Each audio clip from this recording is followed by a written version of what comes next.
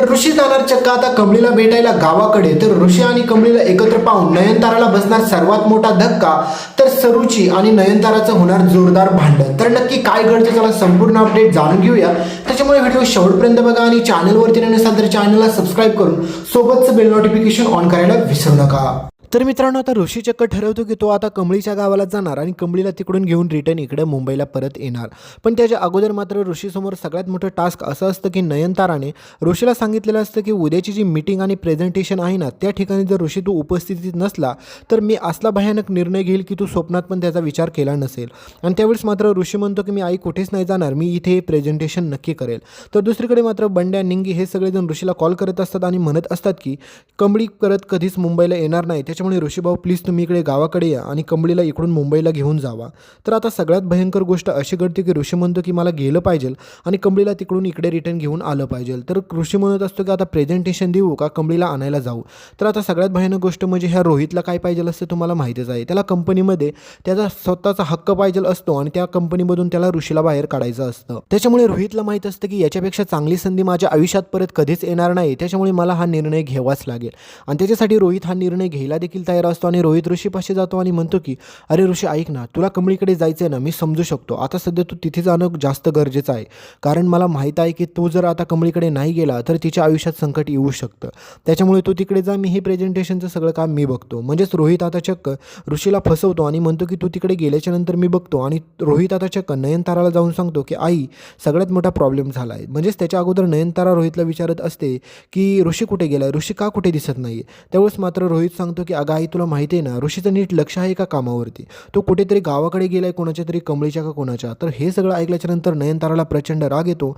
नयनतारा ऋषीला कॉलवर कॉल करत राहते आणि म्हणत राहते की ऋषी तू लवकरात लवकर कॉल माझा उचल, म्हणजेच त्याला मेसेज पण करते पण ऋषी काही तिचा कॉल उचलत नाही आणि ऋषी काही येत नाही। त्याच्यानंतर नयनताराला प्रचंड राग येतो। नयनतारा म्हणते की त्या कमळीच्या गावाचा पत्ता मला दे, मला पण तिकडे जायचं आहे। त्यावेळेस मात्र आता ते प्रेझेंटेशन परत नयनतारालाच द्यावं लागणार असतं, कारण की ऋषी परत एकदा ऑफिसमधून फरार झालेला असतो आणि ऋषी आता ठरवतो की मी कमळीला घेऊन इकडे रिटर्न येणारच। तर एकीकडे माहितीच आहे तुम्हाला की सगळ्यात भयंकर गोष्ट म्हणजेच गौरी म्हणजे सरू, तिला माहीत असते की ऋषी जर इथपर्यंत आला तर तो कमळीला 100% घेऊन जाऊ शकतो। पण त्याच्या अगोदर मात्र कमळीला मुंबईला जायचं अजिबात पण नसतं, कारण एकच असतं, कारण कमळीला देखील माहीत असतं की ती जर मुंबईला गेले तर तिच्या आईची इथे काळजी कोण घेणार। कारण की तिला असं वाटत असतं की आबांनी आत्तापर्यंत आईची एवढी काळजी घेतली, त्याच्यानंतर मी इथे थांबलं पाहिजे आणि आईची काळजी घेतलं पाहिजे, हे सगळं मात्र आपल्या कमळीला वाटत असतं। पण कमळीने या गोष्टीचा कधीच विचार केलेला नसेल की कारण की आबांचं स्वप्न होतं की कमळीने जास्तीत जास्त शिकावं, मोठं व्हावं, त्याच्यानंतर तिची जी काही स्वप्न आहेत ती सगळी पूर्ण करावी। पण कमळीने या गोष्टीचा काही विचार न करता तिने आता गावाकडे राहण्याचा निर्णय घेतलेला असतो। तर दुसरीकडे मात्र सदानंद आजोबा आता शुद्धीवरती आलेले असतात, त्यांना घरी पण आणलेलं असतं राजन आणि सोबतच अन्नपूर्णा आजी, दोघांचे जीवात जीव आलेला असतो। पण सगळ्यात भयंकर गोष्ट मित्रांनो, कामिनीच गायब झालेली असते। आता कामिनी गायब का झाली, कुठे झाली, काय झालं जाणून घेऊया। तर तुम्हाला माहितीच आहे की आता त्या घरामध्ये सगळ्यात भयंकर गोष्ट रागिनी ही करायला जाते की त्या आजोबांना संपवण्याचा प्रयत्न करत असते। पण तुम्हाला माहितीच आहे की राजन आणि अन्नपूर्णा आजी आजोबांच्या केसाला पण धक्का लागून देणार नाही ह्या रागिनीच्या हातून तरी।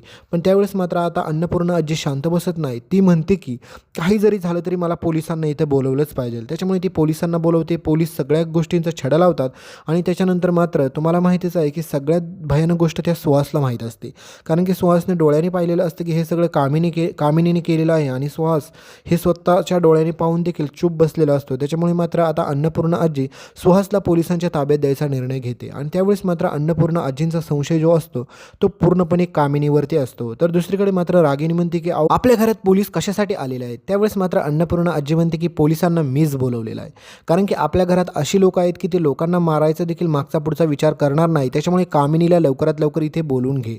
तर त्यावेळेस मात्र आता रागिनी सगळीकडे कालवा करायला सुरुवात करते आणि म्हणते की माझी आई तर कुठे गायब झाली मलाच माहीत नाही, तिचा लवकरात लवकर आधी शोध घ्या, कारण की गेले 2 दिवस ती बेपत्ता आहे।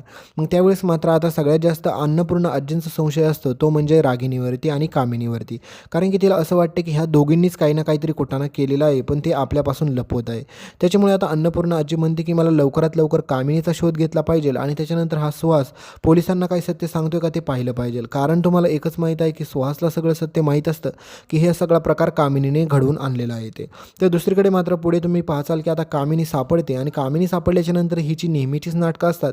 ती म्हणजे अशी साधीसुधी नाटकं नाही करत, ती खूप भयानक नाटकं करते. ती म्हणते की मलाच कोणीतरी किडनॅप केलं होतं, मलाच कोणीतरी गायब केलं होतं, म्हणजे जी नको तसली कारणं असतात. पण कामिनी खरं तर गेलेली कुठे असते तुम्हाला माहिती आहे का? कमळीचा शोध घेत आणि कमळीच्या आईचा. कारण तिला कमळीच्या आई आणि कमळीचा शोध घेणं खूप गरजेचं असतं. कारण की तिच्या डोक्यामध्ये जो विचार चाललेला असतो की कमळी जर राजेंची मुलगी असेल ना तर खूप मोठा त्याग होऊ शकतो, म्हणजेच काहीही घडू शकतं. तर दुसरीकडे आता नयनतारा सगळ्यात भयंकर विचार करते हाच की आता ऋषीचा काही खरं नाही.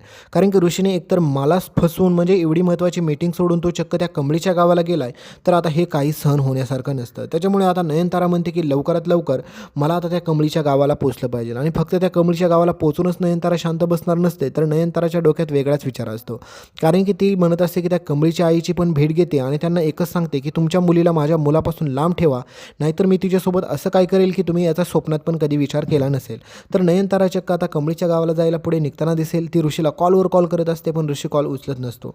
तर ऋषी ज्या क्षणाला आता कमळीच्या गावात पोहोचतो, तर कमळी ज्यावेळेस ऋषी सर येतात ते पाहून तर तिला प्रचंड आनंद होतो. पण कमळी बिचारी दुःखीच असते. तुम्हाला माहितीच आहे की ती आतून पूर्णपणे तुटून गेलेली असते आणि खचलेली असते. तर कमळी म्हणते की ऋषी सर आता मी काय मुंबईला परत रिटर्न येत नाही. तर ऋषी सर म्हणतात की मी तुला मुंबईला न्यायला आलोच नाही कमळी, मी फक्त तुला भेटायला आलो आहे, मला तुझं गाव पाहायचं होतं. तर हे सगळं झाल्याच्या नंतर कमळी म्हणते की चला ऋषी सर मी तुम्हाला आमचं गाव दाखवतो सगळं.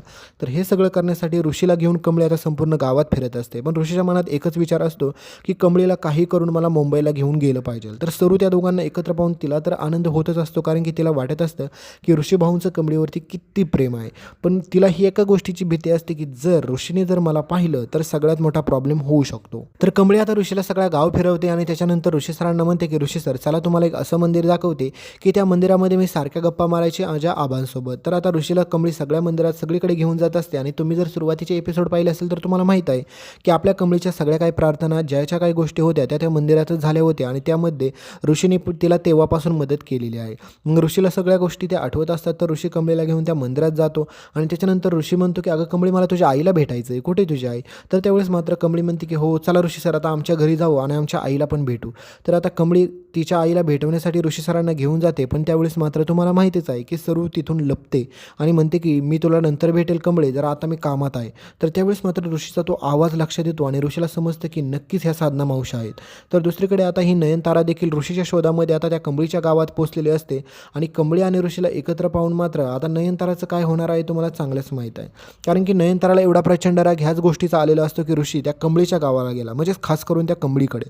तर दुसरीकडे मात्र आता ऋषीला तो आवाज ओळखीचा वाटतो. त्याच्यामुळे मात्र ऋषी म्हणतो की कमळे माझं तुझ्याकडे एक छोटंसं काम आहे, तुझी आई याच्या अगोदर कधी मुंबईला आली होती का? तर त्यावेळेस मात्र ऋषीला म्हणजे सगळं काही कमळी सत्य सांगते आणि म्हणते की हो आली होती, ह्या दिवशी ह्या टायमिंगला आली होती.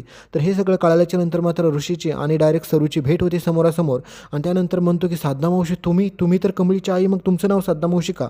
म्हणजे सगळ्यात भयंकर सत्य आता तिथे उघडकीस येणार आहे. तर दुसरीकडे आता नयनतारा देखील ऋषी आणि कमळीला एकत्र पाहून तिचा रागाचा पारा आता प्रचंड चढतो. तर दुसरीकडे मात्र नयनताराला हे समजतं की कमळीची आई म्हणजेच त्यांच्या घरामध्ये काम करणारी साधना मावशी आहे. तर त्याच्यानंतर आता कहाणीमध्ये खूप प्लॉट ट्विस्ट येणार आहे. कारण की ऋषीला एकीकडे हे सत्य समजलेलं असतं, ऋषी आता कमळीला घेऊन मुंबईला चाललेला असतो. तर दुसरीकडे आता नयनतारा त्या ठिकाणी पोहोचलेली असते. तर आता पुढे काय घडतं पाहणं रंजक ठरेल. तोपर्यंत व्हिडिओ लाईक करा, चॅनलला सबस्क्राईब करायला विसरू नका. भेटूया पुढच्या अपडेटमध्ये. धन्यवाद.